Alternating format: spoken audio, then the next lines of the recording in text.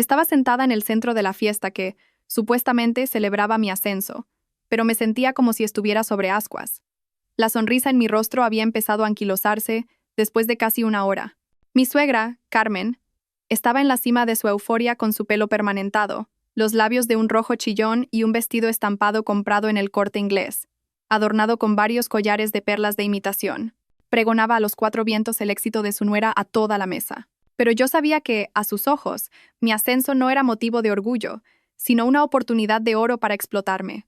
La prueba era la cena de hoy en una de las marisquerías más caras de Madrid, que no había sido idea mía. Fue ella quien lo decidió todo, desde el lugar hasta la lista de invitados, que consistía en toda la rama principal de la familia de mi marido, incluido el tío Manuel, que acababa de llegar de su lejana Galicia. «Venga, comed y bebed sin reparo, que invita a la niña», decía con falsa generosidad.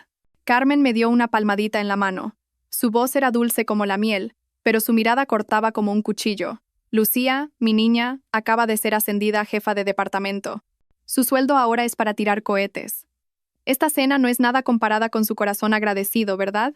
Solo pude esbozar una sonrisa forzada. Mi corazón agradecido se había traducido en casi 20 platos carísimos que abarrotaban la mesa. Desde bogavante a la parrilla hasta percebes gallegos, pasando por un rodaballo al horno para 4. Cada plato era de la más alta calidad.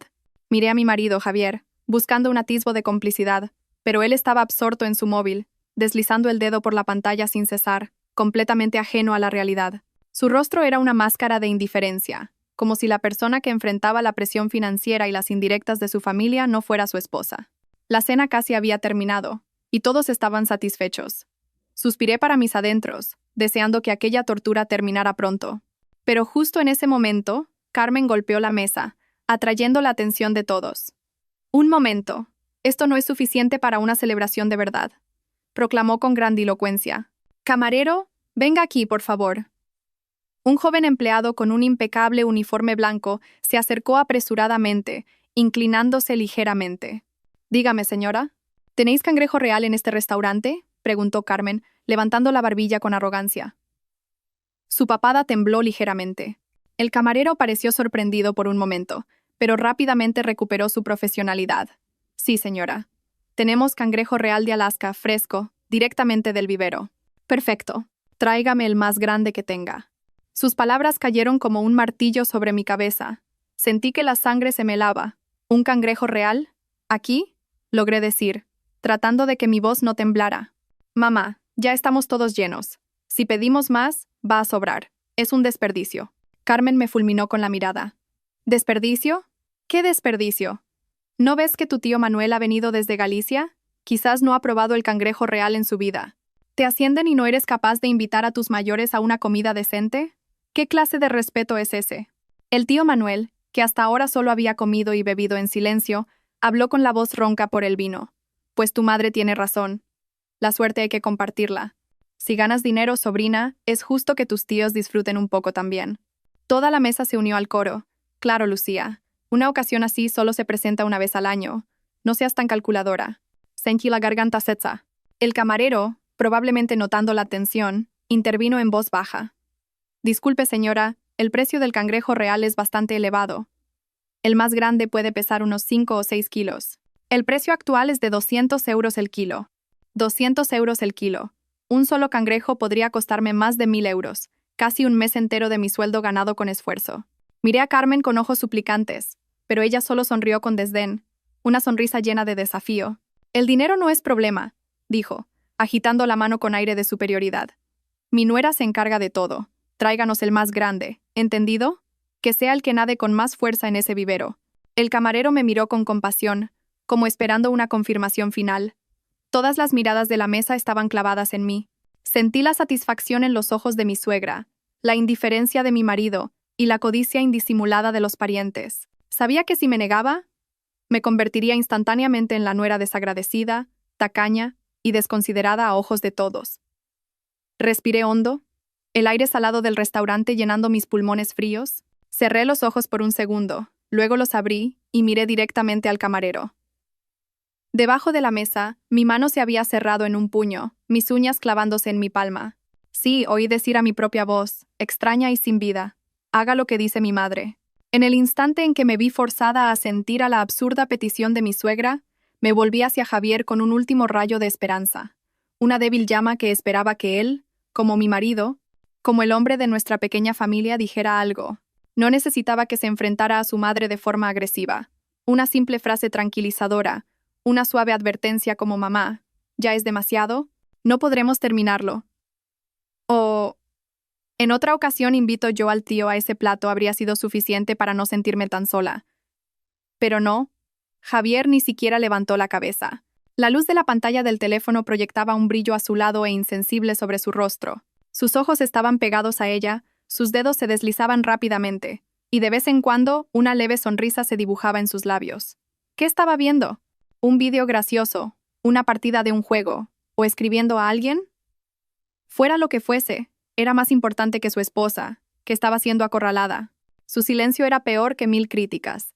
Era una indiferencia absoluta, una negación flagrante de su papel y responsabilidad como esposo. Estaba sentado a mi lado, pero su presencia era tan etérea como la de un fantasma.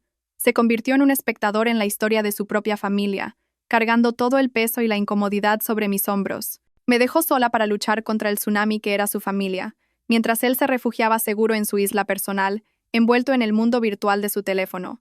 Sentí una oleada de ira y decepción nacer desde lo más profundo de mi ser. No era la primera vez que Javier actuaba así. Cada vez que había un conflicto entre su madre y yo, él elegía la evasión.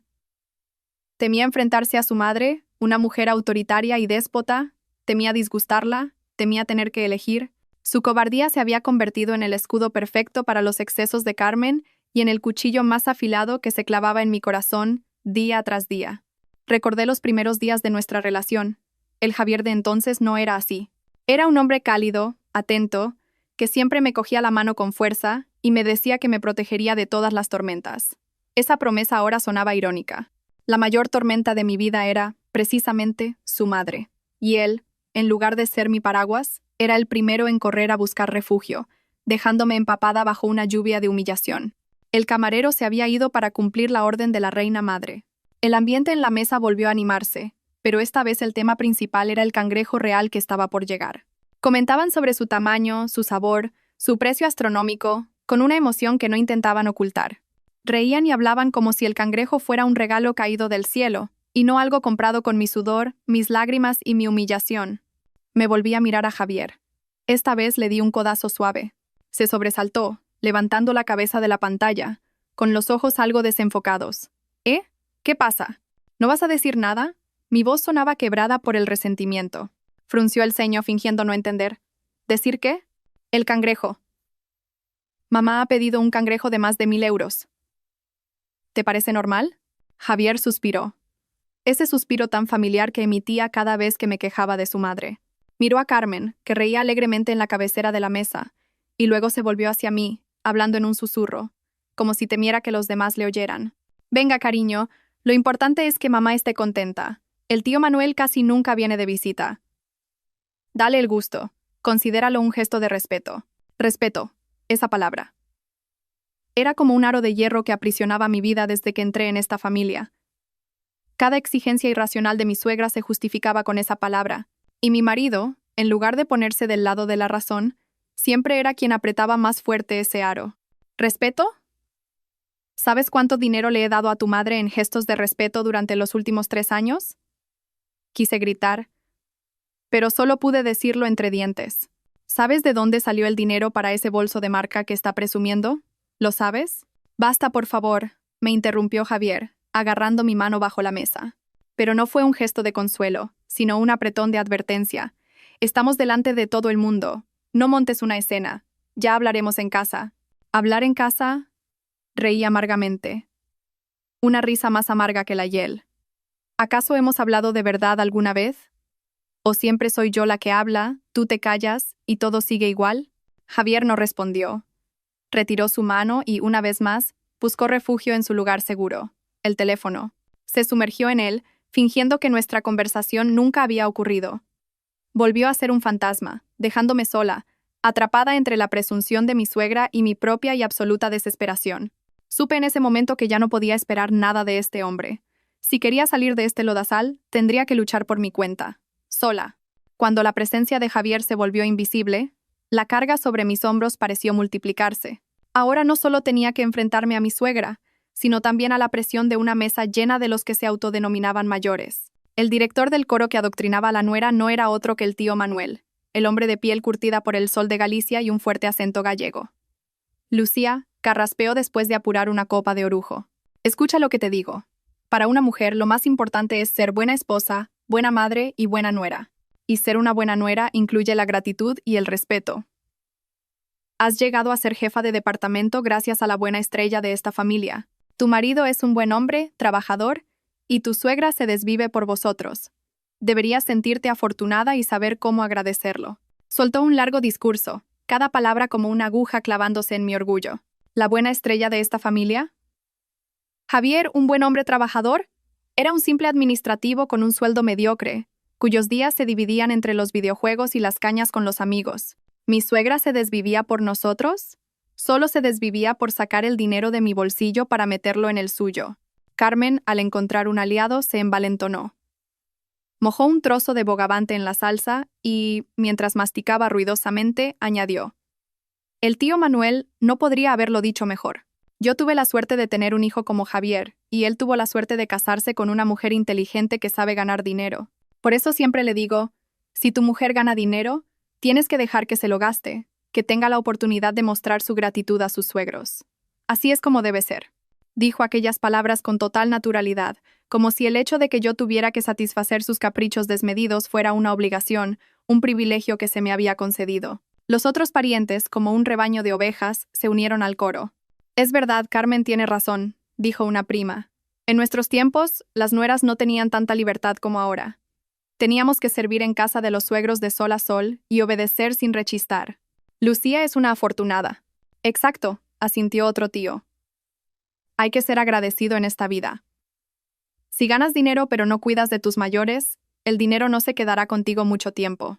Aquellas palabras, envueltas en términos como gratitud, respeto y familia, no eran más que excusas para su codicia y egoísmo. Convertían la explotación en un noble deber, y a mí en una pecadora si osaba negarme a cumplirlo. Me sentí como un erizo rodeado por todas partes. Cada una de sus palabras era una púa afilada apuntando directamente hacia mí. Intenté respirar hondo, conteniendo el nudo de rabia que se formaba en mi pecho. Miré alrededor de la mesa. En cada rostro brillaba una expresión de autosuficiencia, como si me estuvieran impartiendo una valiosa lección de vida. En nombre de la tradición y la moral me imponían una carga invisible pero increíblemente cruel, la carga de la gratitud. A sus ojos, yo no era Lucía, un individuo con sus propias emociones, pensamientos y límites. Solo era la nuera, la mujer de Javier, una entidad cuya responsabilidad era complacer a todo el mundo. Mi carrera, el fruto de mi trabajo, no me pertenecía. Pertenecía a la buena estrella de la familia y, por lo tanto, debía ser utilizado para servir a sus demandas. De repente, me di cuenta de que mi silencio, mi paciencia durante los últimos 3 años, había alimentado sus excesos. Cuanto más cedía, más avanzaban. Cuanto más callaba, más creían tener razón. Cuanto más intentaba ser la nuera agradecida que ellos definían, más me perdía a mí misma. Una idea audaz cruzó mi mente. ¿Por qué tenía que soportar esto? ¿Por qué tenía que dejar que pisotearan mi esfuerzo y mi dignidad? Esta supuesta gratitud, si solo me traía agotamiento, humillación y ruina financiera, ¿realmente valía la pena? Basta. Había aguantado suficiente. Mi mirada se volvió gélida. Ya no los miraba con sumisión, sino con una fría observación. Memoricé cada rostro, cada palabra, cada gesto de satisfacción. No sabían que con sus hipócritas lecciones acababan de ser la gota que colmaba el vaso. Sin saberlo, me estaban dando la fuerza para hacer algo que debería haber hecho hace mucho tiempo. Esta fiesta no iba a terminar como ellos querían. La carga de la gratitud que intentaban ponerme sobre los hombros, se la iba a devolver. Con intereses. Las palabras del tío Manuel sobre la buena estrella de la familia abrieron de golpe una puerta en mi memoria que había intentado sellar durante 3 años. Los recuerdos volvieron, tan nítidos y amargos como una película a cámara lenta, mostrando todo el proceso de explotación sutil al que había sido sometida en nombre del afecto familiar. Todo comenzó justo antes de la boda. Cuando nuestras familias se reunieron para discutir los detalles, mi suegra, con su perpetua sonrisa falsa, planteó una petición directa. Hemos criado a Javier, le hemos dado una educación, y eso nos ha costado un dineral. Ahora que se casa, Es costumbre que la familia de la novia haga una aportación, una ayudita para el piso, como muestra de agradecimiento a los padres del novio. No pido mucho, solo una cifra redonda, 30.000 euros. Mis padres, ambos funcionarios jubilados, se quedaron atónitos al oír la cifra. Mi padre, un hombre amable que apenas levantaba la voz, balbuceó. Señora Carmen, esa cantidad es muy grande para nosotros. Con nuestros ahorros de toda la vida apenas podemos ayudar a nuestra hija con los muebles. Carmen lo interrumpió al instante, con un tono condescendiente. Hombre, no diga eso. Cuando una hija se casa, entra a formar parte de otra familia. Lucía tiene un buen trabajo, un buen sueldo. En el futuro ganará mucho dinero. Piénsenlo como una inversión en su futuro. Si no pueden ayudar a su propia hija con 30.000 euros, ¿qué dirá la gente? Quedarían muy mal. Ante la presión social y sus palabras, que eran una mezcla de amenaza y persuasión, mis padres finalmente tuvieron que ceder. Pidieron dinero prestado a familiares y amigos para reunir la cantidad. El día que entregamos el dinero, vi que el pelo de mi padre había encanecido notablemente. La sonrisa de mi madre era forzada y llena de preocupación. Me dije a mí misma, trabajaré duro y se lo devolveré. No sabía que aquello era solo el principio. Después de casarnos, decidimos comprar un piso con una hipoteca. Fue mi decisión, porque no podía soportar vivir con una suegra que lo fisgoneaba y controlaba todo. Pero al hacer el pago inicial, Carmen intervino de nuevo. Dijo que nuestros ahorros no eran suficientes y que ella nos ayudaría con una parte. Pero esa ayuda venía con una condición. El piso debía estar a nombre de los tres. Ella, Javier y yo. Ponemos mi nombre para que sea más seguro, explicó. Así, si algún día tenéis problemas económicos, nadie podrá quitaros la casa. Lo hago todo por vuestro bien. Y luego, cuando se aprobó la hipoteca y llegó el momento del primer pago, me llamó para hablar en privado. Esa paga extra que te dan a final de año es bastante generosa, ¿no? Dámela a mí y yo me encargo de pagar la hipoteca. No es bueno que una mujer joven maneje tanto dinero, podría gastarlo en tonterías. Y así, año tras año, todas mis pagas extras, mis bonus por proyectos, mis ahorros, fueron a parar a su bolsillo con las excusas más nobles. Para que yo lo administre, para pagar la hipoteca, para ayudar con los gastos familiares, para invertir en los estudios del hermano de Javier. Cada vez que le daba dinero, sentía un nudo en el estómago. Era mi sudor, mi esfuerzo, las noches en vela para terminar proyectos, los fines de semana sin descanso. Pero Javier siempre pensaba que era lo correcto. Mamá guarda el dinero por nuestro bien, cariño. No te preocupes tanto. El colmo fue el bolso de marca de 3.000 euros. El mes anterior, descubrí un cargo inusual en mi tarjeta de crédito. Cuando le pregunté, Carmen admitió con total naturalidad que había sido ella. «Ay, hija, pensé que lo sabías». Fui a una reunión con mis amigas del club de jubilados, y todas llevaban bolsos buenos. Yo también tenía que tener uno para estar a la altura. Con una nuera jefa de departamento, no puedo ir por ahí con un bolso de imitación. La gente se reiría. Comprar este bolso también es para darte prestigio a ti. En ese momento estuve a punto de explotar. Pero cuando hablé con Javier, él simplemente le quitó importancia. ¿Solo por un bolso te pones así? Venga, considéralo un regalo para mamá. Lo importante es que ella esté contenta. Lo importante es que ella esté contenta. Esa frase de Javier mató la última esperanza que me quedaba.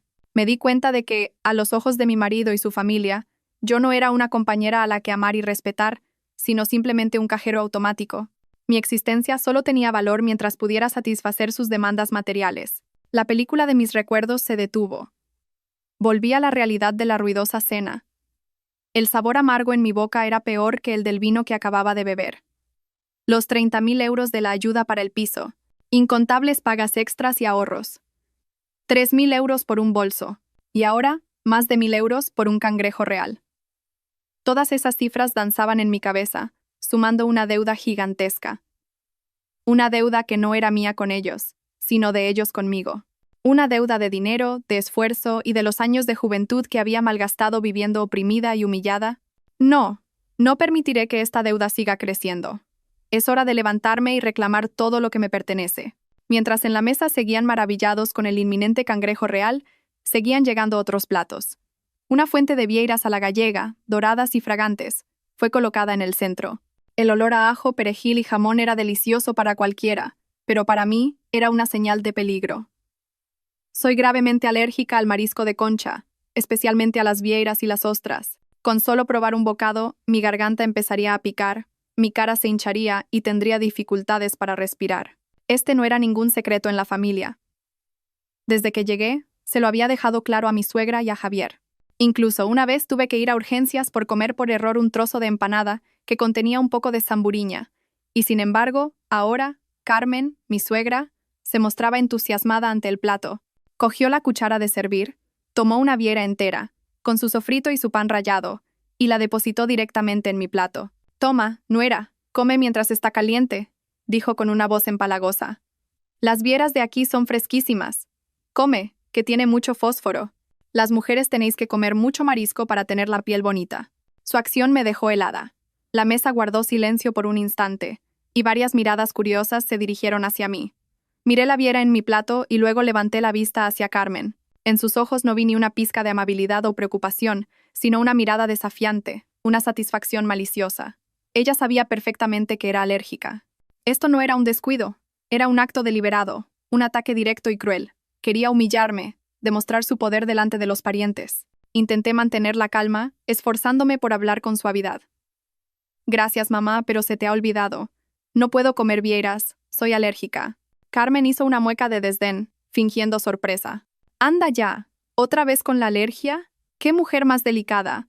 O a lo mejor es que eres una señorita remilgada y no quieres comer lo que te sirvo». Habló en voz alta, a propósito para que todos la oyeran. Algunos parientes empezaron a cuchichear. Sentí que la cara me ardía de rabia y vergüenza. Esto ya no era una cena familiar, se había convertido en un juicio, donde yo era la acusada y Carmen la juez y fiscal. «No es eso, de verdad que soy alérgica», intenté explicar, pero mi voz ya temblaba. «¿Qué alergia ni qué 8 cuartos?», espetó. «Eso es porque tus padres te han mimado demasiado.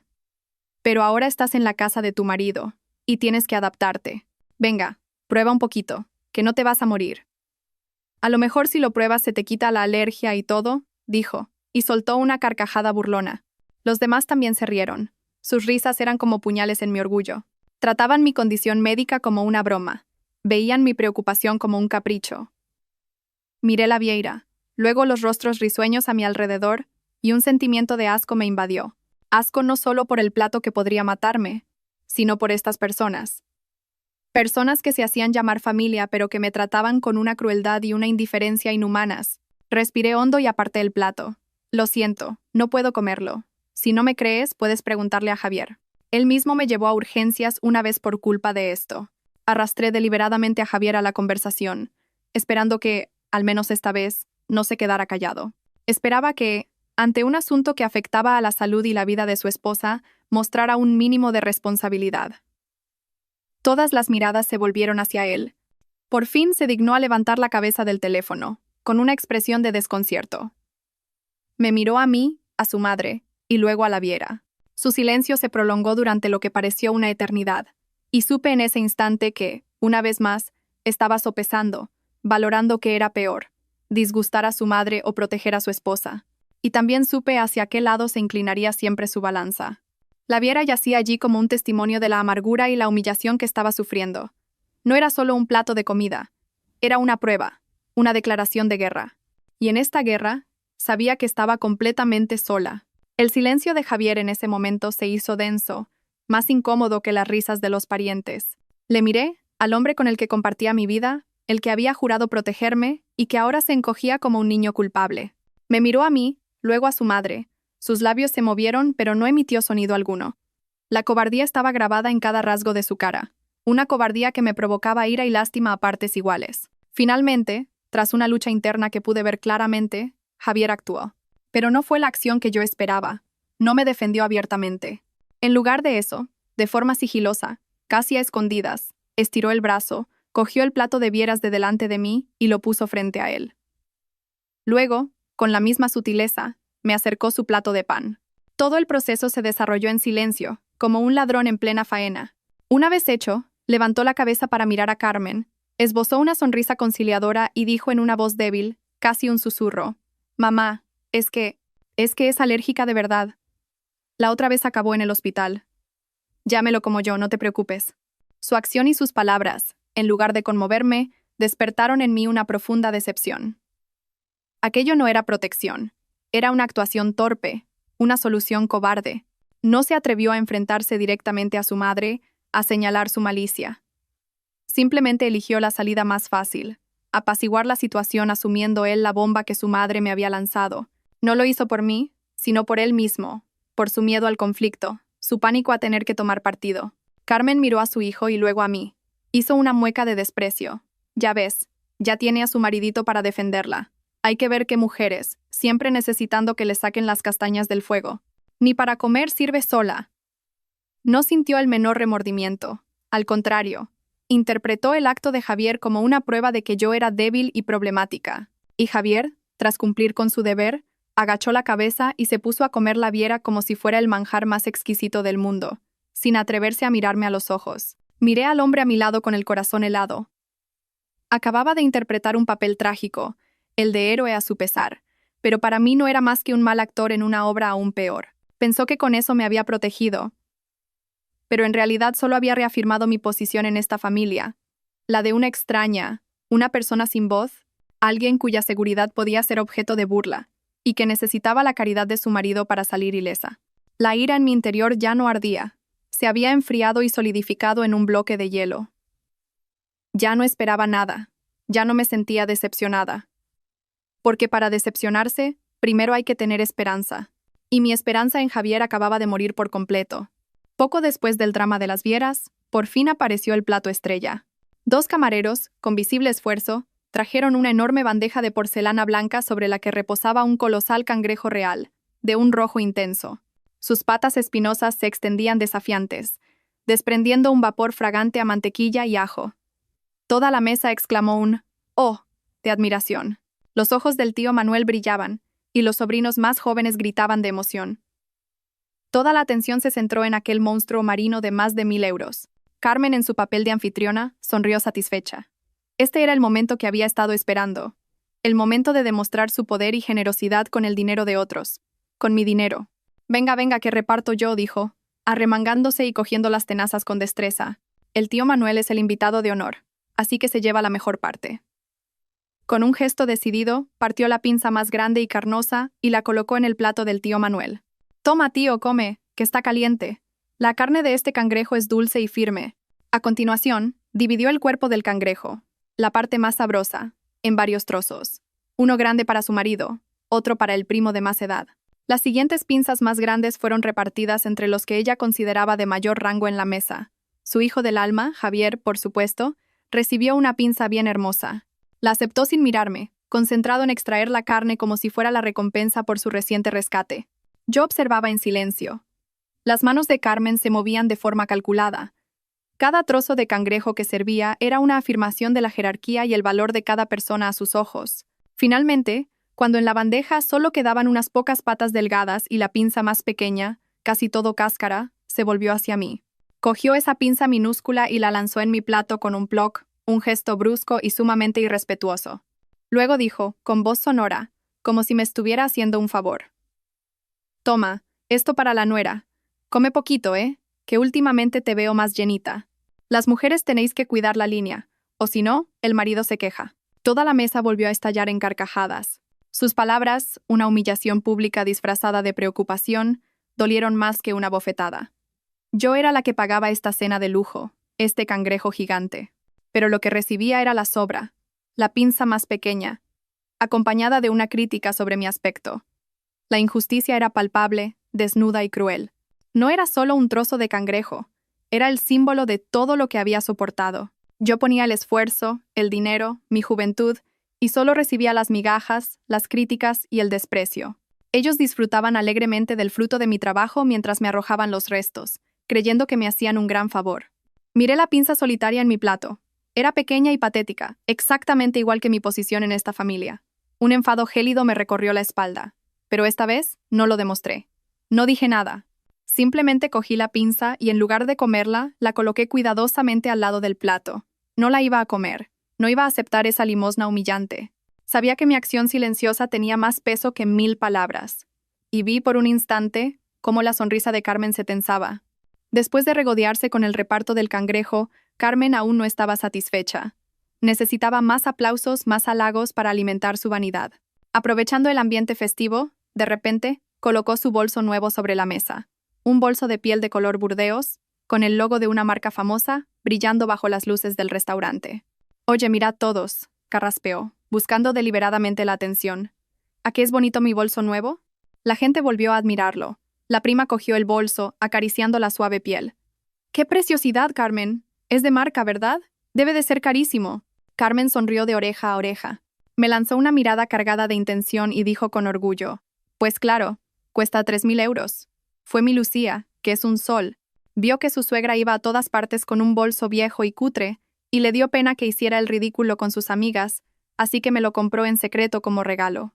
«¡Qué buena nuera tengo, que se preocupa tanto por mí!». Su descarada mentira resonó en la mesa, pero todos la aceptaron como una verdad absoluta. Se volvieron hacia mí con una mezcla de admiración y envidia. «¡Qué bien, Lucía! Además de trabajadora, qué detallista. Desde luego, Carmen, tienes una suerte increíble. Que tu hijo sea bueno es una cosa, pero que la nuera sea así es una bendición». Esos elogios, que deberían haber sido para mí, se convirtieron en una herramienta para glorificar a Carmen, para pintar la imagen de una suegra afortunada, colmada de atenciones por su nuera. Me quedé sentada, paralizada. Sentí un nudo de indignación en la garganta. ¿Un regalo secreto? La verdad es que ella había cogido mi tarjeta de crédito y había pagado 3.000 euros sin pedirme permiso. Cuando lo descubrí y le pedí explicaciones, me dijo tranquilamente que era para dar prestigio a la familia. Y ahora, delante de todos los parientes, transformaba un acto de apropiación en una conmovedora historia de gratitud filial. No solo me había robado el dinero, sino también el mérito, convirtiéndome en una actriz secundaria en la obra que ella misma dirigía. Una obra donde ella era la protagonista, la suegra abnegada recompensada por su nuera. Miré a Javier. Él también había oído la mentira de su madre, pero se limitó a sonreír y a sentir, como si fuera cierto. Una vez más, eligió ser cómplice de la falsedad para mantener la paz familiar. Una paz construida sobre el sacrificio y la humillación de su esposa. Sentí una oleada de náuseas. La hipocresía de esta familia había alcanzado un nivel que nunca hubiera imaginado. Podían distorsionar la verdad con total naturalidad, convertir lo negro en blanco, un acto indebido en un gesto noble.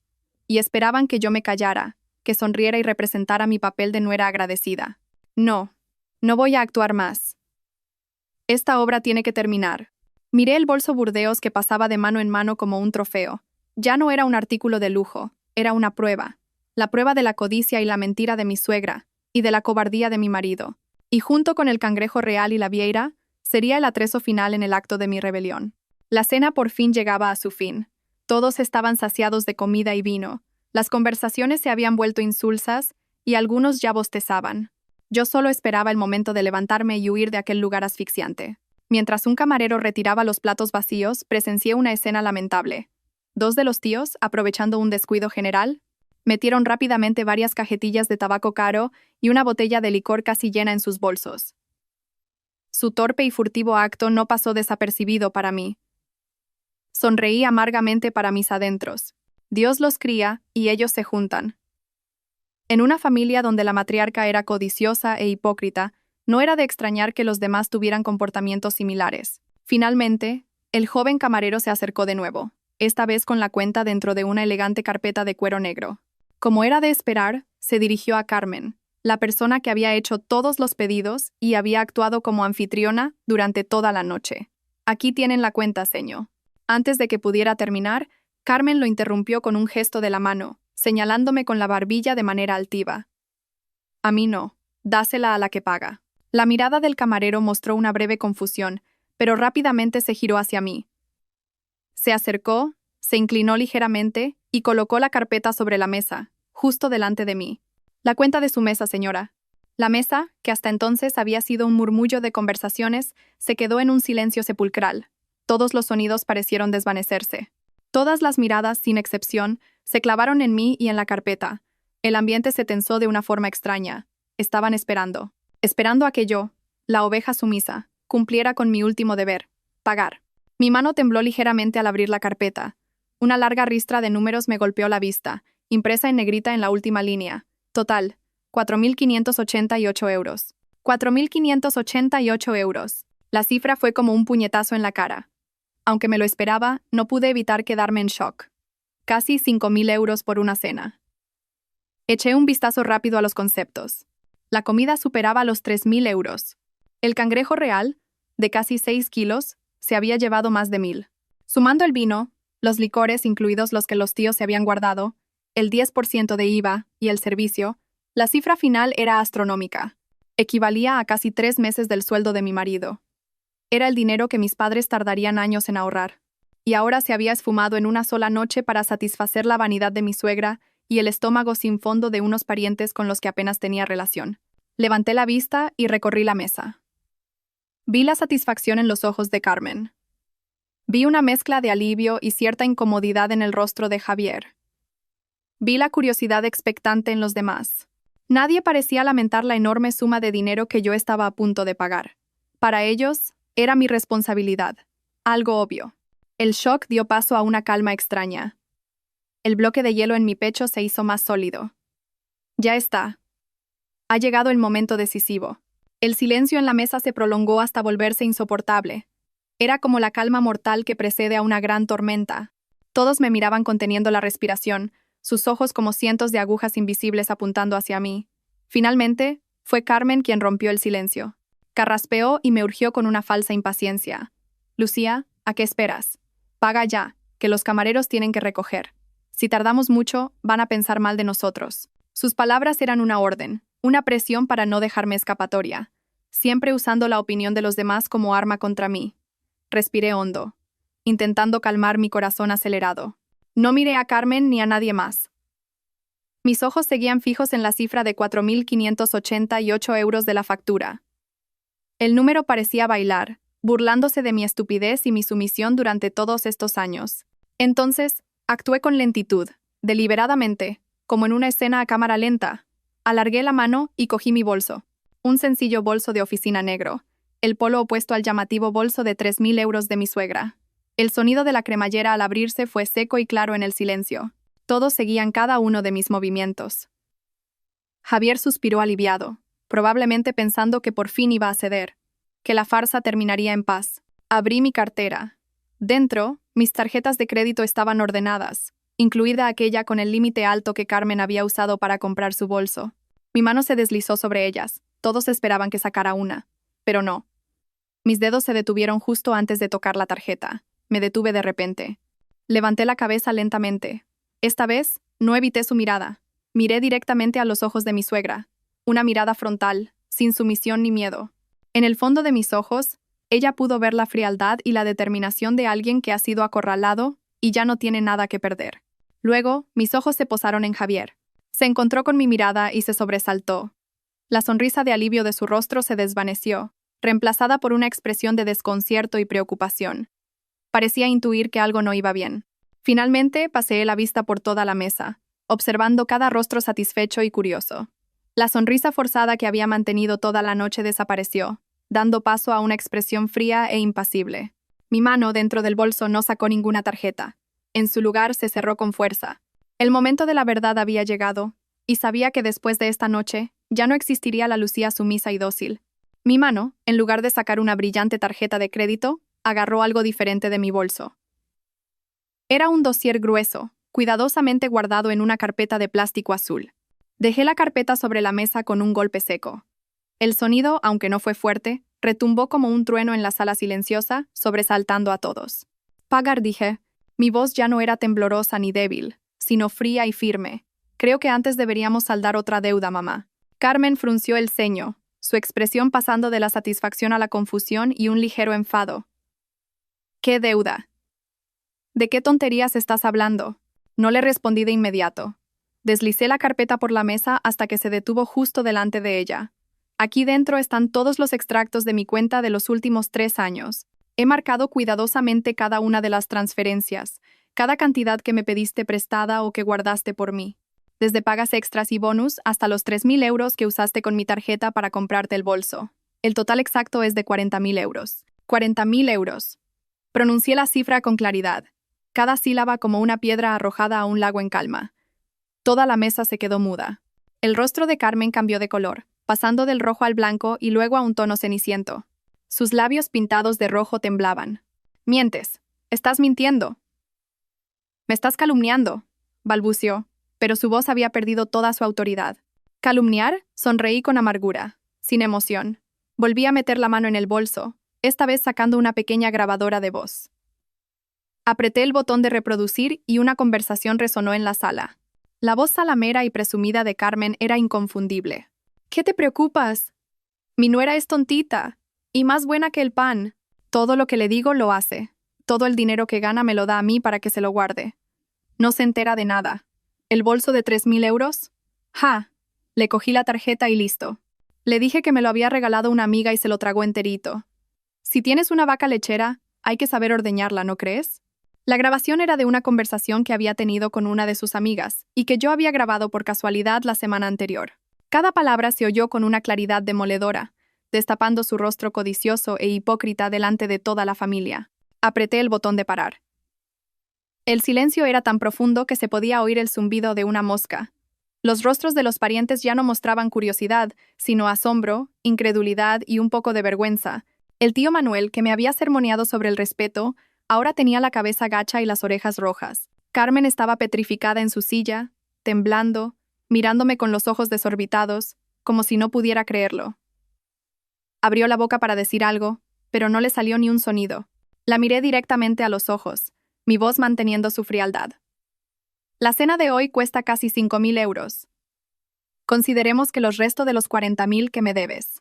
Los 35.000 restantes creo que deberíamos gestionarlos por la vía legal, para que todo quede claro, ¿no te parece? Vía legal. Esas dos palabras fueron el martillazo final, un golpe mortal a su arrogancia y prepotencia. El telón de su teatro había caído, pero con un guión que nadie en esa sala podría haber imaginado. En medio del silencio mortal que envolvía la sala, mientras mi suegra seguía petrificada con el rostro desencajado, supe que tenía que asestar el golpe final. Un golpe dirigido no solo a ella, sino también al hombre cobarde sentado a mi lado. Puse una mano sobre mi vientre, un gesto casi inconsciente, pero cargado con toda la ternura y determinación de una madre. Respiré hondo y miré directamente a Javier. Esta vez, en mis ojos no solo había frialdad, sino también un dolor inconfesable. «Y hay algo más», dije. Mi voz más baja, pero lo suficientemente clara para que todos la oyeran. «Estoy embarazada. De 8 semanas». La noticia fue como una segunda bomba, con una onda expansiva aún mayor que la del dossier y la grabación. Javier levantó la cabeza de golpe, con los ojos abiertos como platos por la sorpresa. El teléfono se le cayó de las manos sin que se diera cuenta. «¿Qué? ¿Qué has dicho? ¿Embarazada?» «Sí», afirmé. «Estoy embarazada de 2 meses». Iba a decírtelo, quería darte una sorpresa. Esperaba que pudiéramos celebrarlo juntos, prepararnos para dar la bienvenida a nuestro hijo. Pero parece que tú y tu madre estabais ocupados con asuntos más importantes. Mis palabras fueron un cuchillo que se retorció en el corazón de Javier. Su rostro pasó del asombro a la confusión y, finalmente, a la culpa. Me miró, luego miró mi vientre. Sus labios temblaban como si quisiera decir algo, pero no podía. Por primera vez en mucho tiempo, vi en sus ojos algo más que indiferencia, un pánico absoluto. Carmen, al oír la noticia de mi embarazo, pareció despertar de su estupor, pero su reacción no fue la alegría de una futura abuela. En cambio, un destello de cálculo brilló en sus ojos. Probablemente pensó que ese nieto sería una nueva cadena, una nueva herramienta para atarme y controlarme, pero no le daría esa oportunidad. No le di tiempo a Javier para reaccionar. Le miré fijamente a los ojos. Mi voz se volvió afilada y decisiva. «Javier, te doy una última oportunidad para elegir. Aquí y ahora. Entre tu madre, una mujer codiciosa que solo sabe explotar a su nuera, o tu esposa y el hijo que aún no ha nacido. ¿A quién eliges?» Mi ultimátum fue lanzado sin vacilar. Lo había apostado todo. Mi futuro, el de mi hijo y nuestro matrimonio. Acorralé a Javier, obligándole a enfrentarse a la realidad, a madurar, a tomar la decisión de un verdadero hombre. El silencio volvió a caer. Todas las miradas ya no estaban sobre mí, sino sobre Javier. Él se convirtió en el centro de atención, de la expectación. Quizás era la primera vez en su vida que se enfrentaba a una elección tan trascendental. Y yo, con el corazón roto, tenía que esperar su respuesta. El tiempo pareció detenerse. Javier estaba inmóvil, con gotas de sudor en la frente. Me miraba a mí, luego a su madre, su rostro reflejando una dolorosa lucha interna. Carmen, tras el shock inicial de mi ultimátum, empezó a recuperar su compostura. Me fulminó con la mirada y luego se volvió hacia su hijo, comenzando su habitual melodrama. Javier, mira a tu mujer. Se atreve a faltarme al respeto. ¿No vas a ponerla en su sitio? ¿Vas a abandonar a tu madre, la que te dio la vida y te crió, por una mujer que acaba de llegar a la familia? Su voz era lastimera, intentando apelar a su sentido del deber filial. Pero no les di más tiempo para su teatro. Mi paciencia se había agotado. Ya no necesitaba la respuesta de Javier. Sus acciones a partir de ahora serían la única respuesta válida. Me levanté fríamente, cogiendo mi bolso. Miré la cuenta de casi 5,000 euros que seguía sobre la mesa y luego recorrí la sala con la vista. La cena de hoy, dije con voz clara. La paga quien ha pedido los platos. Dicho esto, me di la vuelta sin dudarlo. «Detente». «Vuelve aquí, desgraciada», gritó Carmen a mi espalda. Podía imaginar su rostro desfigurado por la ira. Pero no me giré. Seguí caminando, con paso firme y decidido, sobre el frío suelo de mármol del restaurante. Dejé todo atrás. Los gritos histéricos de Carmen, los murmullos de los parientes, las caras de asombro de los camareros. Dejé una cena en ruinas, con platos carísimos a medio comer.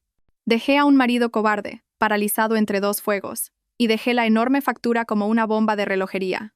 Al pasar por la caja, vi que el joven camarero me miraba con una mezcla de compasión y admiración. Le hice un leve gesto con la cabeza, una disculpa por el caos causado, pero sin una pizca de arrepentimiento. Empujé la pesada puerta de cristal y salí.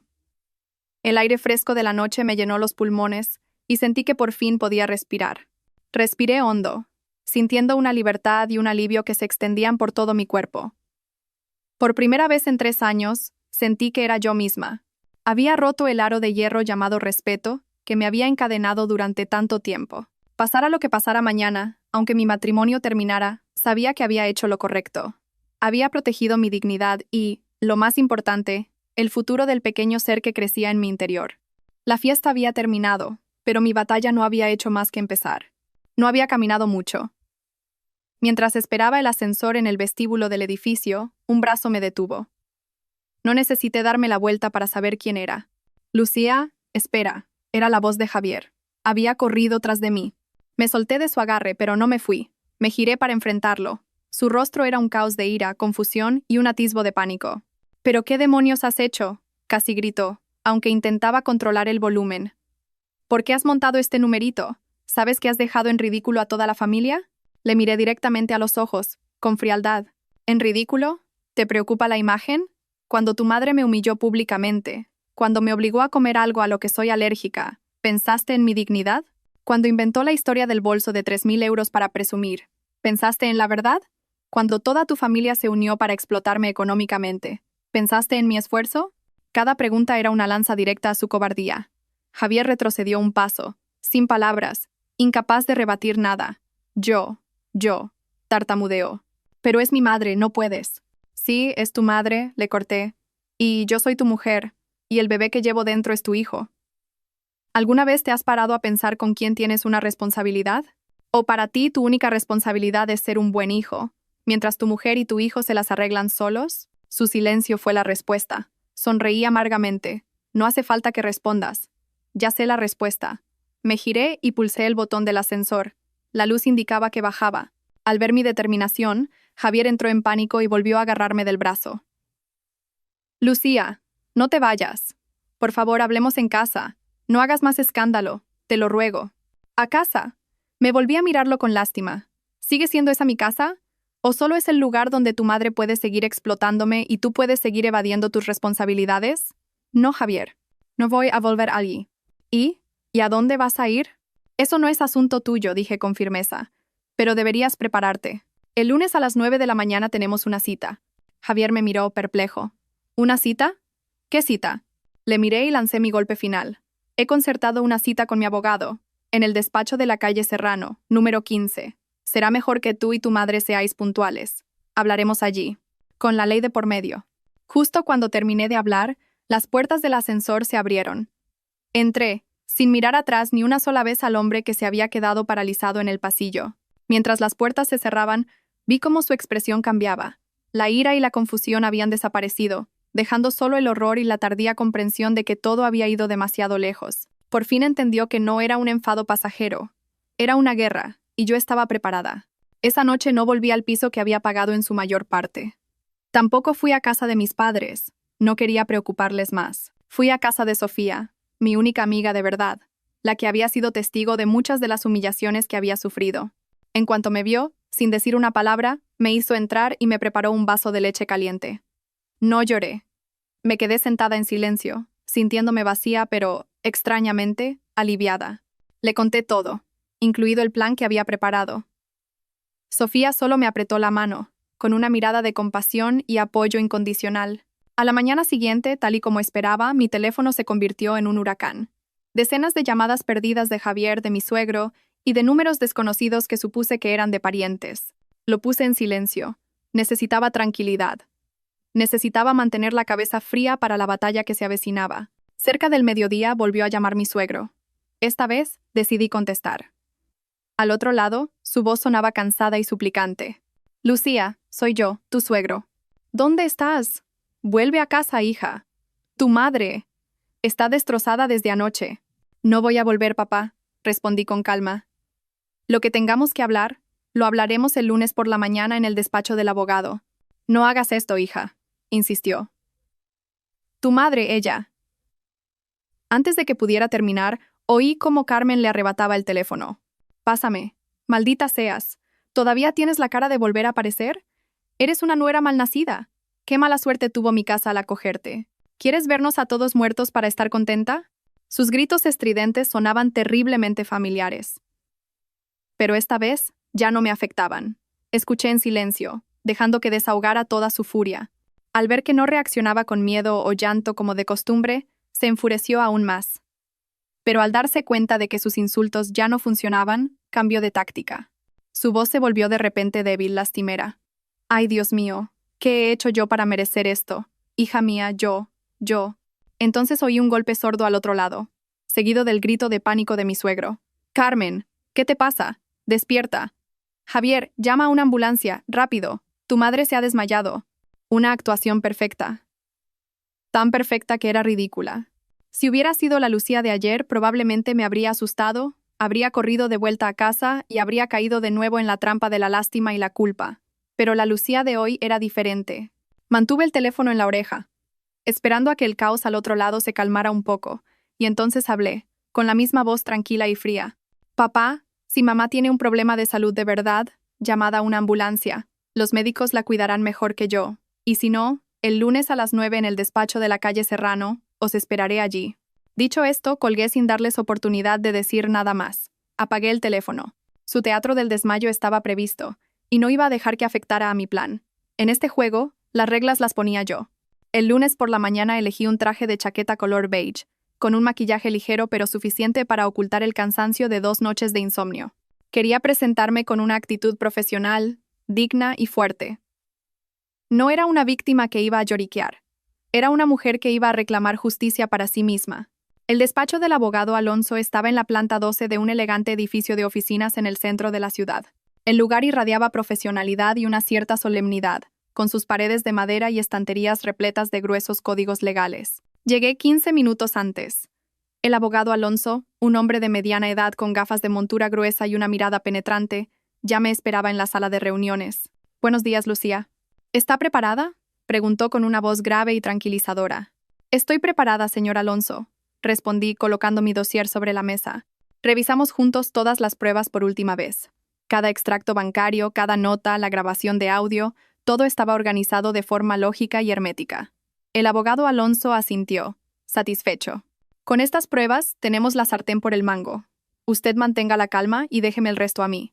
A las 9 en punto, la puerta de la sala de reuniones se abrió. Entraron Carmen, su marido y Javier.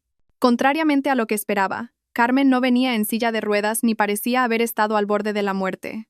Estaba despeinada y con los ojos hinchados, pero se aferraba al brazo de su marido con aire frágil, como si fuera a desplomarse. Mi suegro tenía el rostro compungido y evitaba mi mirada. Y Javier tenía un aspecto lamentable. Ojeras, barba de 2 días, la mirada perdida y una expresión de derrota. Se sentaron en las sillas frente a nosotros. El aire en la sala se podía cortar con un cuchillo. Carmen iba a abrir la boca, probablemente para empezar un nuevo drama. Pero el abogado Alonso la detuvo en seco. «Buenos días, señores», dijo con un tono frío y profesional, sin rastro de emoción. «Soy el abogado Alonso. representante legal de mi clienta, la señora Lucía. Para ahorrar tiempo, iré directo al grano. La reunión de hoy no es una sesión de mediación familiar. Es una reunión formal para resolver cuestiones de patrimonio y deudas entre mi clienta y la señora Carmen. Ruego a todas las partes que mantengan una actitud de cooperación y respeto mutuo. La declaración contundente del abogado fue como un jarro de agua fría para Carmen. Se quedó helada. Las quejas que iba a soltar se le atascaron en la garganta. Se dio cuenta de que, en este lugar, su teatro era inútil. Este era el terreno de la razón y la ley, no un escenario para interpretar el papel de víctima. La verdadera batalla acababa de empezar. El abogado Alonso no permitió que la tensión se prolongara. Abrió el dossier y deslizó una copia hacia la familia de mi marido. Por favor, echen un vistazo. Este es un resumen de las transacciones financieras entre la señora Lucía y la señora Carmen durante los últimos 3 años, extraído directamente de los movimientos bancarios. Comenzó a analizarlo todo sistemáticamente, con una voz monótona pero en la que cada palabra tenía peso. La suma total que la señora Lucía transfirió o entregó en efectivo a la señora Carmen, bajo conceptos como préstamo a mamá o ahorros para mamá, asciende a 37.000 euros. Si a esto le sumamos el cargo de 3.000 euros en la tarjeta de crédito por la compra de un bolso, el total es de 40.000 euros. Carmen protestó de inmediato, con voz chillona. Eso es dinero que ella me dio voluntariamente. Regalos. Una nuera que le hace regalos a su suegra es algo normal. Ninguna ley lo prohíbe. El abogado Alonso esbozó una leve sonrisa, profesional pero afilada. Señora, según el Código Civil, un contrato de donación se basa en un acuerdo entre partes, donde una entrega un bien sin esperar nada a cambio. Sin embargo, dicha donación debe ser completamente voluntaria. Y aquí tenemos pruebas de que esa voluntariedad es cuestionable. Pulsó el botón de la grabadora y la voz de Carmen volvió a llenar la sala silenciosa. Si tienes una vaca lechera, hay que saber ordeñarla, ¿no crees? El rostro de Carmen se quedó blanco como el papel. Mi suegro estaba tan avergonzado que no se atrevía a levantar la vista. Javier mantenía la cabeza gacha, retorciéndose las manos. Esta grabación, continuó el abogado, demuestra que usted no lo consideraba un regalo, sino un acto de abuso de confianza. Según la ley, una transacción civil realizada bajo engaño, amenaza o coacción es nula. Mi clienta ha sufrido una presión psicológica constante, coaccionada bajo el pretexto del deber filial. Por lo tanto, tenemos base suficiente para exigir la devolución íntegra de esa cantidad, que podría considerarse un enriquecimiento ilícito. Hizo una pausa para que sus palabras calaran y luego pasó al tema del bolso. En cuanto a los 3.000 euros, eso constituye un uso no autorizado de la tarjeta de crédito de otra persona. Si lleváramos esto hasta el final, podría constituir un delito de apropiación indebida, tipificado en el Código Penal. La palabra penal sonó como un rayo. Carmen se estremeció. Podía ser codiciosa y déspota, pero temía a la ley, temía la cárcel. Todos sus argumentos y artimañas se desvanecieron ante los fríos artículos de la ley y las pruebas irrefutables. Miró a su marido, a su hijo, buscando ayuda, pero ambos guardaron silencio. Sabían que habían perdido. El poder de la ley, por primera vez en su vida, hizo que Carmen sintiera un miedo real. Ya no era la reina madre de la familia, sino una ciudadana normal enfrentándose a las consecuencias de sus actos. Cuando todos sus argumentos fueron desmontados, y el miedo a la ley alcanzó su punto álgido, la verdadera naturaleza agresiva de Carmen salió a la luz. Perdiendo por completo el control, se levantó de un salto, me señaló con el dedo y gritó: «Es por tu culpa. Todo es por tu culpa, bruja. Has venido a esta casa a destruirnos. ¿Quieres arruinarnos la vida?» Dicho esto, se abalanzó sobre mí como un animal herido, con las manos en alto, dispuesta a arañarme. Instintivamente, retrocedí. El abogado Alonso y su asistente se levantaron para interponerse. Pero antes de que pudieran hacer nada, una figura se plantó delante de mí. Era Javier. «¡Basta, mamá!», gritó. Fue un grito rotundo, cargado de rabia, frustración y un dolor contenido durante demasiado tiempo. El grito dejó a toda la sala en silencio.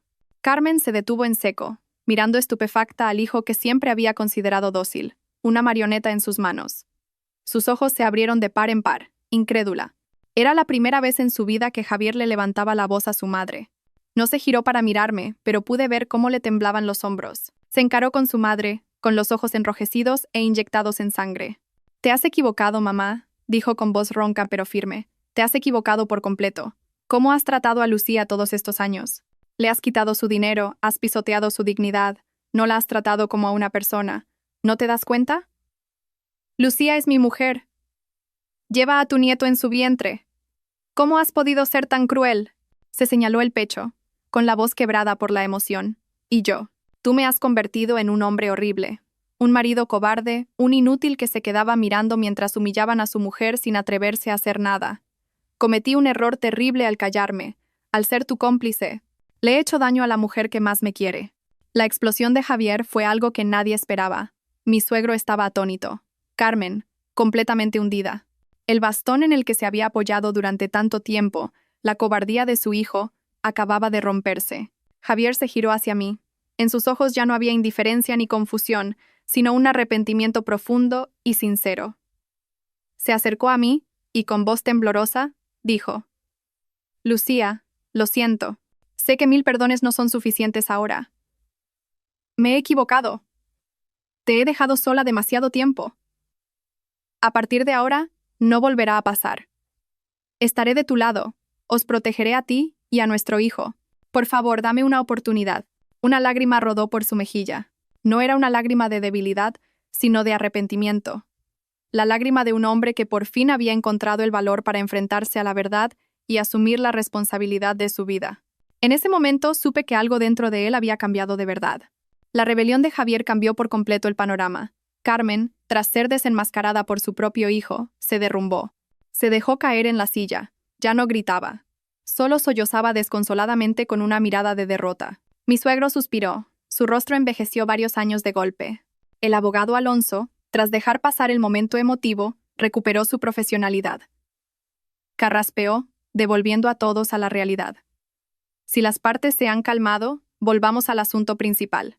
Respecto a la deuda de 40.000 euros, mi clienta, la señora Lucía, después de considerarlo, ha decidido no emprender acciones penales. Sin embargo, la deuda debe ser devuelta. Deslizó un acuerdo redactado hacia ellos. Este es un acuerdo de pago, según el cual la señora Carmen se compromete a devolver la totalidad del importe a la señora Lucía. Dadas las circunstancias, mi clienta acepta un pago a plazos. Javier fue el primero en coger el acuerdo para leerlo. Yo ya conocía las condiciones. La cuota mensual sería de 600 euros. A pagar el día 5 de cada mes hasta saldar la deuda. Una cifra considerable que afectaría directamente al lujoso estilo de vida al que mi suegra estaba acostumbrada. Era el precio que tenía que pagar. ¿600 euros al mes? ¿De dónde voy a sacar yo eso?, murmuró Carmen, todavía resentida. Javier dejó el acuerdo sobre la mesa y miró a su madre. Mamá, entre tu pensión y la de papá, y el alquiler de la casa del pueblo, es suficiente. Si recortas gastos innecesarios y dejas de comprar caprichos, podemos pagarlo perfectamente. Es tu responsabilidad. La firmeza de Javier no dejó lugar a réplica. Bajo la presión innegable de las pruebas, la ley y sobre todo el cambio de su propio hijo, Carmen finalmente tuvo que aceptar la realidad. Con mano temblorosa, cogió el bolígrafo y firmó con una letra garabateada, como un reconocimiento de su completa derrota. Cuando firmó, sentí que la carga invisible que me había oprimido durante 3 años por fin se desvanecía.